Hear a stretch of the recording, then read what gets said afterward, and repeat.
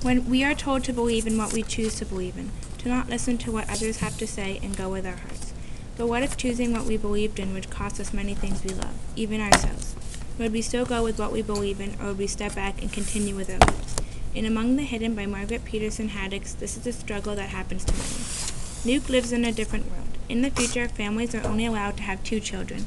This rule was put into place by the population police, a group that has shackled many ways of life we live by now. Luke is the 3rd child in his family, a shadow child. He is a forbidden child. If the population police ever found out he existed, he would be dead. He used to live a luxurious life as a shadow child. His house was on a property with no others surrounding it, allowing the ability to go outside and play. But once the police ordered that they build housing on that once wide open land, Luke was put on lockdown. No longer could he sit at the dining room table and fear that the fish shadow would draw eyes. No longer could he peer out the window because someone walking by may be suspicious of the little eyes. So he sat, boarded up in his attic room. But one day, as he broke mounds of household rules and peered out the window, he saw another pair of wandering eyes. Another shadow child living near him.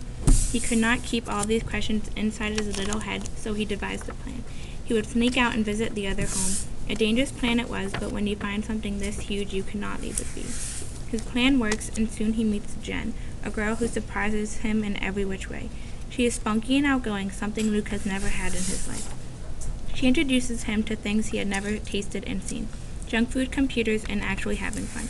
She shows him the Shadow Child chat room, a place where kids of their kind all around the country would talk about their lives. Then Jen creates an unimaginable plan, a kind so big Luke could have never even dreamt it. She wants to hold a protest in front of the Capitol building with all of her other Shadow Children followers. But for Luke, this plan is much too adventurous and out there. He decides to stay home while she goes out in her family car hoping to change the world. And you are, Luke, you are. You're smart and funny and nice, and you should be living life instead of being buried alive in that old house of yours. Maybe I just don't mind hiding as much as you do, Luke whispered. Jen's plan does not go as she would have hoped. As her and her 40 followers marched up to the Capitol building, the population police shot them all down. Luke was horrified. How could this have happened? He could not believe he had not gone with her. Maybe it would have been different if he had gone. Jen, can you understand? I do want it to work. I hope. Hope doesn't mean anything, Jen snapped. Action's the only thing that counts. Out of all this, he gained one thing. One always has to fight for what is right, even if there are only a few that support.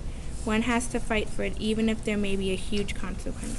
One has to fight because it is what you believe in.